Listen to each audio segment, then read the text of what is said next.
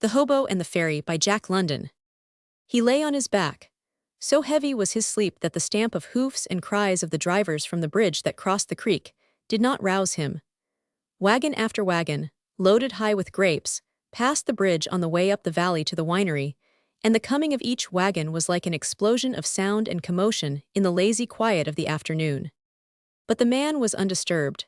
His head had slipped from the folded newspaper, and the straggling, unkempt hair was matted with the foxtails and burrs of the dry grass on which it lay. He was not a pretty sight. His mouth was open, disclosing a gap in the upper row where several teeth at some time had been knocked out. He breathed stertorously, at times grunting and moaning with the pain of his sleep. Also, he was very restless, tossing his arms about, making jerky, half-convulsive movements, and at times rolling his head from side to side in the burrs. This restlessness seemed occasioned partly by some internal discomfort, and partly by the sun that streamed down on his face, and by the flies that buzzed and lighted and crawled upon the nose and cheeks and eyelids. There was no other place for them to crawl, for the rest of the face was covered with matted beard, slightly grizzled, but greatly dirt-stained and weather-discolored. The cheekbones were blotched with the blood congested by the debauch that was evidently being slept off. This, too, accounted for the persistence with which the flies clustered around the mouth, lured by the alcohol-laden exhalations. He was a powerfully built man, thick-necked, broad-shouldered, with sinewy wrists and tool-distorted hands. Yet the distortion was not due to recent toil, nor were the calluses other than ancient that showed under the dirt of the one palm upturned. From time to time, this hand clenched tightly and spasmodically into a fist, large, heavy-boned, and wicked-looking.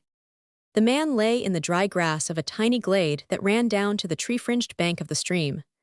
On either side of the glade was a fence, of the old stake-and-drider type, though little of it was to be seen, so thickly was it overgrown by wild blackberry bushes, scrubby oaks, and young madrono trees. In the rear, a gate through a low paling fence led to a snug, squat bungalow, built in the California Spanish style, and seeming to have been compounded directly from the landscape of which it was so justly a part. Neat and trim and modestly sweet was the bungalow, redolent of comfort and repose, telling with quiet certitude of someone that knew, and that had sought and found. Through the gate and into the glade came as dainty a little maiden as ever stepped out of an illustration, made especially to show how dainty little maidens may be. 8 years she might have been, and, possibly, a trifle more or less. Her little waist and little black-stockinged calves showed how delicately fragile she was, but the fragility was of mold only. There was no hint of anemia in the clear, healthy complexion nor in the quick, tripping step. She was a little, delicious blonde, with hair spun of gossamer gold and wide blue eyes that were but slightly veiled by the long lashes. Her expression was of sweetness and happiness. It belonged by right to any face that sheltered in the bungalow.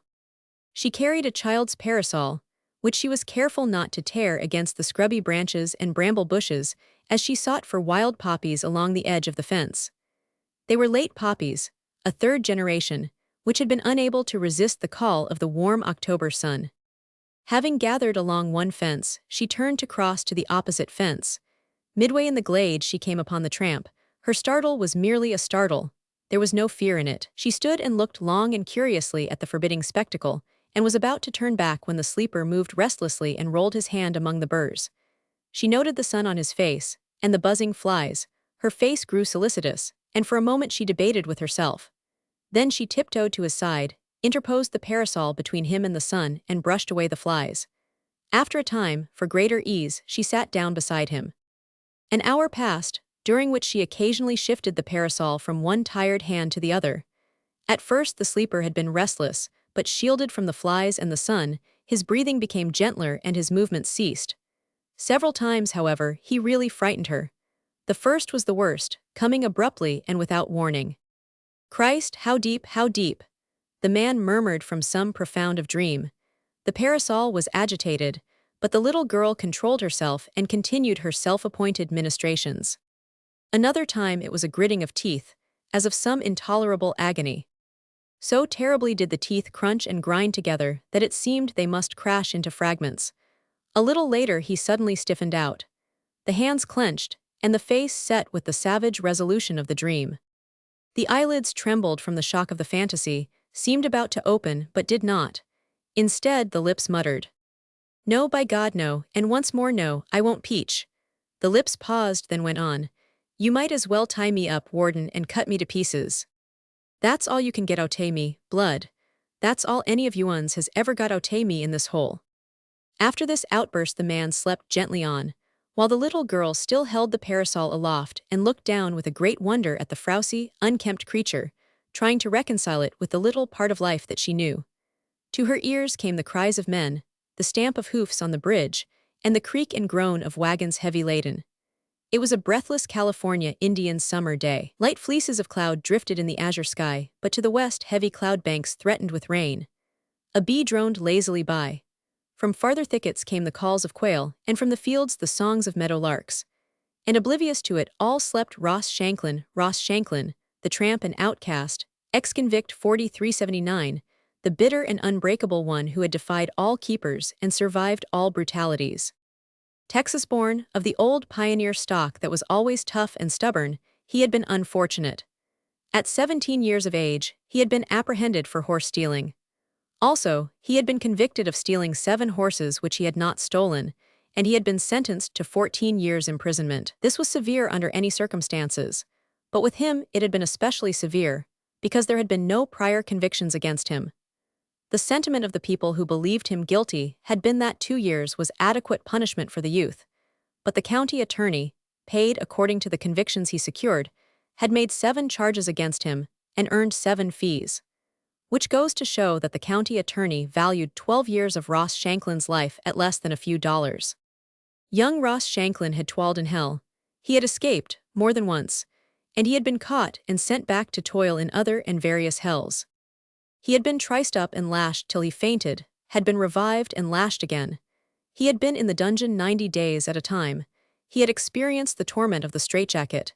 He knew what the hummingbird was. He had been farmed out as a chattel by the state to the contractors. He had been trailed through swamps by bloodhounds. Twice he had been shot. For 6 years on end, he had cut a cord and a half of wood each day in a convict lumber camp. Sick or well, he had cut that cord and a half or paid for it under a whiplash knotted and pickled. And Ross Shanklin had not sweetened under the treatment. He had sneered and cursed and defied. He had seen convicts, after the guards had manhandled them, crippled in body for life, or left to maunder in mind to the end of their days. He had seen convicts, even his own cellmate, goaded to murder by their keepers, go to the gallows cursing God. He had been in a break in which 11 of his kind were shot down. He had been through a mutiny, where, in the prison yard, with Gatling guns trained upon them, 300 convicts had been disciplined with pick-handles wielded by brawny guards. He had known every infamy of human cruelty, and through it all he had never been broken. He had resented and fought to the last, until embittered and bestial, the day came when he was discharged. $5 were given him in payment for the years of his labor and the flower of his manhood, and he had worked little in the years that followed, work he hated and despised. He tramped, begged and stole, lied or threatened as the case might warrant, and drank to besottedness whenever he got the chance. The little girl was looking at him when he awoke. Like a wild animal, all of him was awake the instant he opened his eyes. The first he saw was the parasol, strangely obtruded between him and the sky. He did not start nor move, though his whole body seemed slightly to tense. His eyes followed down the parasol handle to the tight-clutched little fingers, and along the arm to the child's face. Straight and unblinking, he looked into her eyes, and she, returning the look, was chilled and frightened by his glittering eyes, cold and harsh withal bloodshot, and with no hint in them of the warm humanness she had been accustomed to see and feel in human eyes. They were the true prison eyes, the eyes of a man who had learned to talk little, who had forgotten almost how to talk. "Hello," he said finally, making no effort to change his position. "What game are you up to?" His voice was gruff and husky, and at first it had been harsh, but it had softened queerly in a feeble attempt at forgotten kindliness. "How do you do?" she said. "I'm not playing. The sun was on your face, and Mama says one oughtn't to sleep in the sun." The sweet clearness of her child's voice was pleasant to him, and he wondered why he had never noticed it in children's voices before. He sat up slowly and stared at her.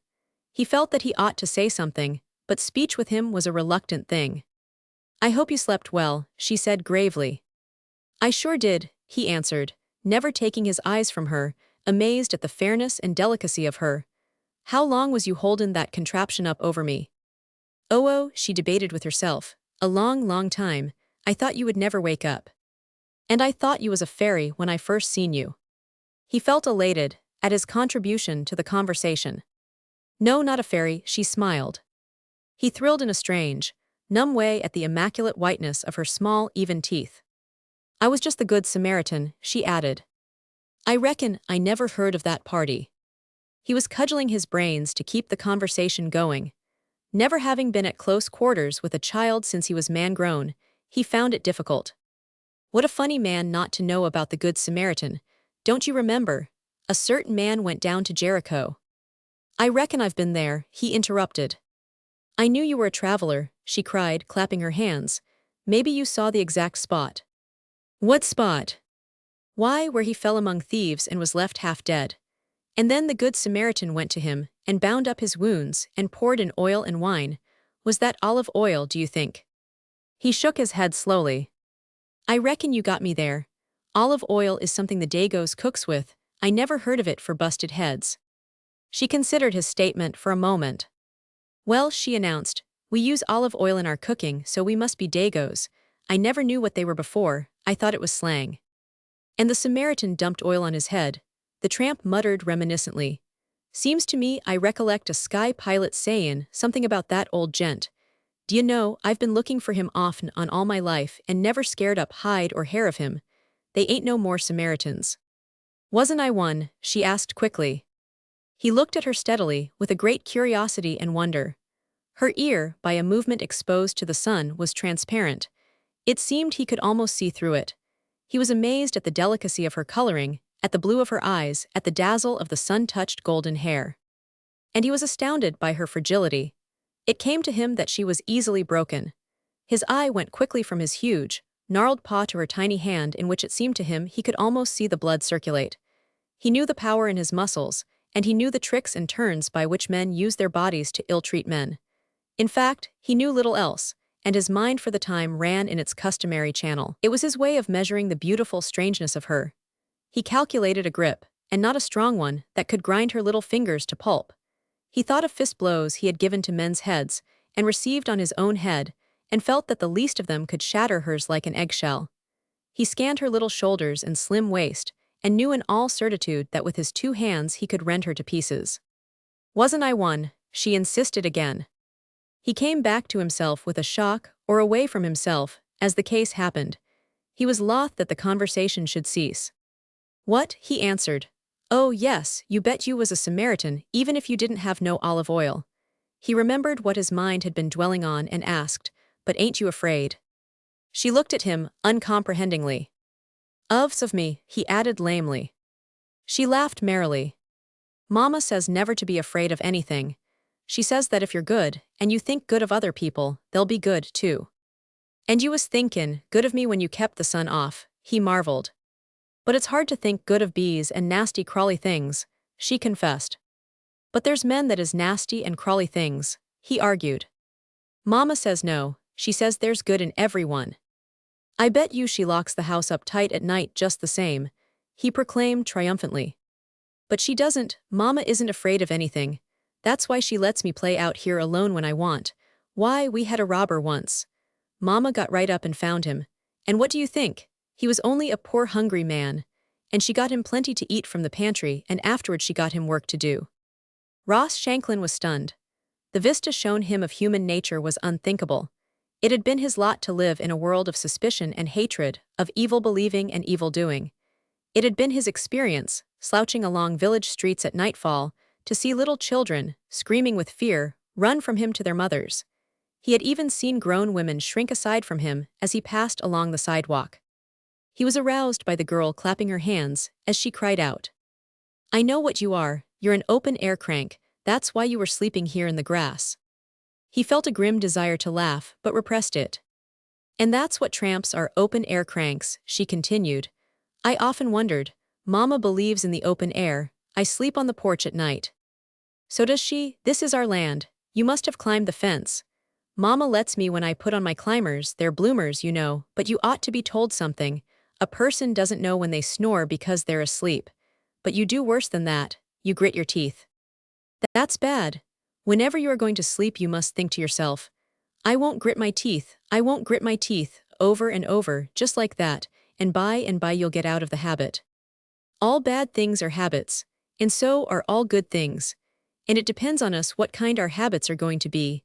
I used to pucker my eyebrows, wrinkle them all up, but Mama said I must overcome that habit. She said that when my eyebrows were wrinkled, it was an advertisement that my brain was wrinkled inside, and that it wasn't good to have wrinkles in the brain. And then she smoothed my eyebrows with her hand and said I must always think smooth, smooth inside and smooth outside. And do you know, it was easy. I haven't wrinkled my brows for ever so long. I've heard about filling teeth by thinking, but I don't believe that, neither does Mama. She paused, rather out of breath. Nor did he speak. Her flow of talk had been too much for him. Also, sleeping drunkenly with open mouth had made him very thirsty, but rather than lose one precious moment, he endured the torment of his scorching throat and mouth. He licked his dry lips and struggled for speech. "What is your name?" he managed at last. "Joan." She looked her own question at him, and it was not necessary to voice it. "Mine is Ross Shanklin," he volunteered, for the first time in forgotten years giving his real name. "I suppose you've traveled a lot." "I sure have, but not as much as I might have wanted to. Papa always wanted to travel, but he was too busy at the office. He never could get much time. He went to Europe once with Mama. That was before I was born. It takes money to travel." Ross Shanklin did not know whether to agree with this statement or not. "But it doesn't cost tramps much for expenses," she took the thought away from him. "Is that why you tramp?" He nodded and licked his lips. "Mama says it's too bad that men must tramp to look for work, but there's lots of work now in the country. All the farmers in the valley are trying to get men. Have you been working?" He shook his head, angry with himself that he should feel shame at the confession when his savage reasoning told him he was right in despising work. But this was followed by another thought. This beautiful little creature was some man's child. She was one of the rewards of work. "I wish I had a little girl like you," he blurted out, stirred by a sudden consciousness of passion for paternity. "I'd work my hands off. I'd do anything." She considered his case with fitting gravity. "Then you aren't married." "Nobody would have me." "Yes, they would if—" She did not turn up her nose, but she favored his dirt and rags with a look of disapprobation he could not mistake. "Go on," he half-shouted. "Shoot it into me. If I was washed, if I wore good clothes, if I was respectable, if I had a job and worked regular, if I wasn't what I am." To each statement she nodded. "Well, I ain't that kind," he rushed on. "I'm no good, I'm a tramp, I don't want to work, that's what, and I like dirt." Her face was eloquent with reproach as she said, "Then you were only making believe when you wished you had a little girl like me."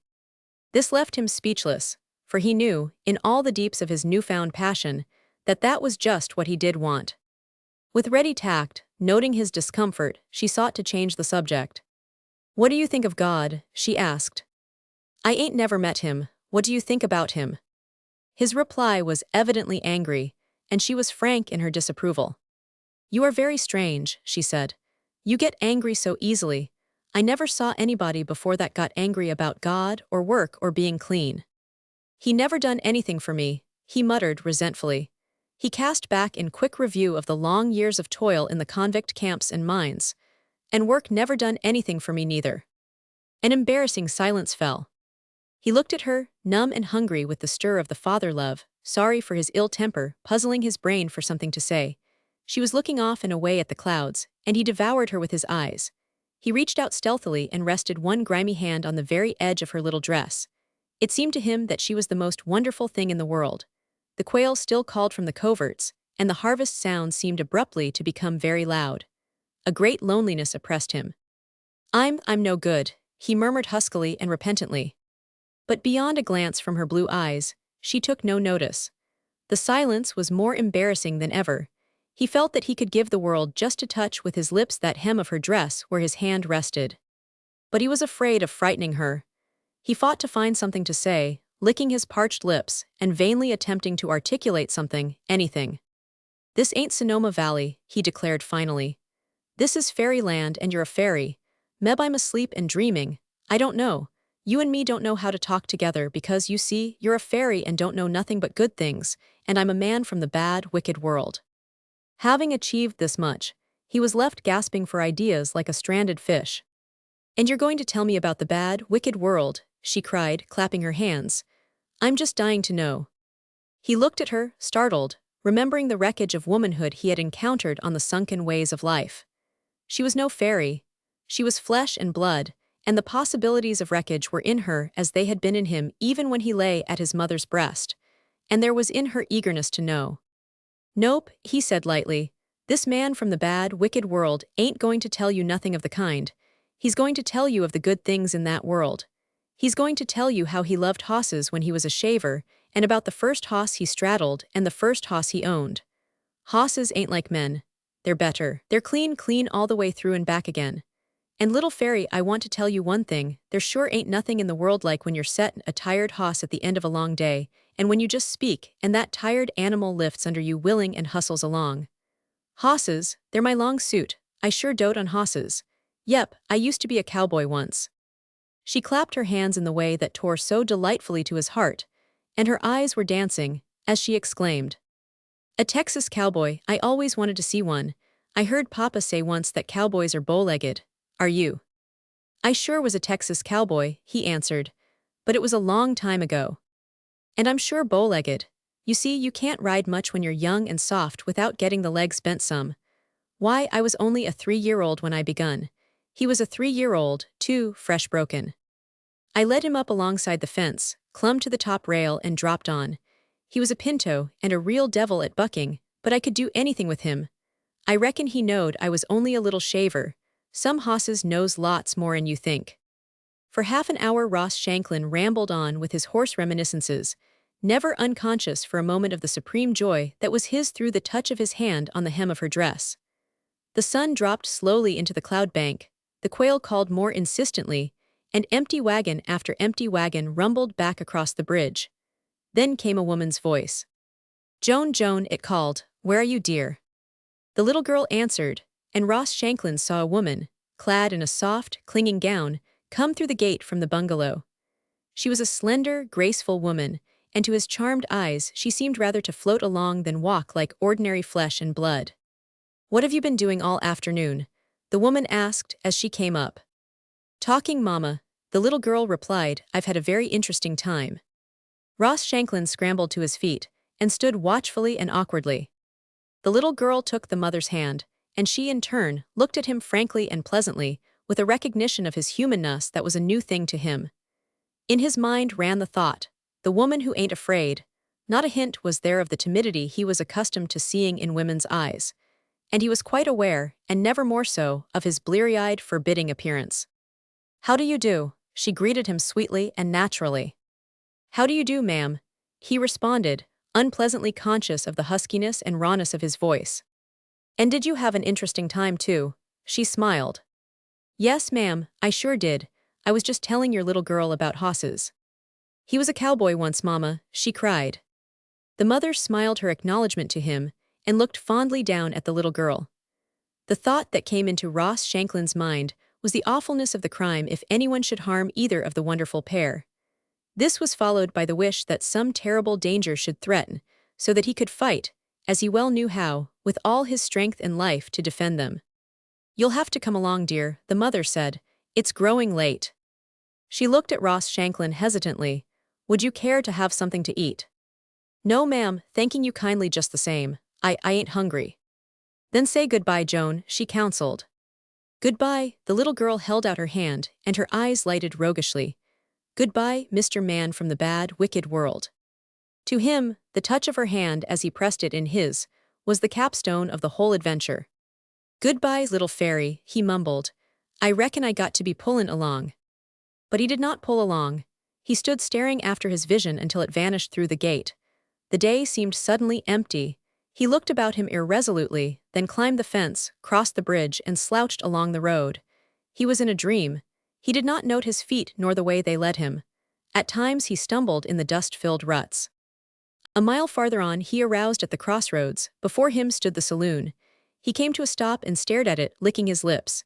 He sank his hand into his pants pocket and fumbled a solitary dime. "God," he muttered. "God," then, with dragging, reluctant feet, went on along the road.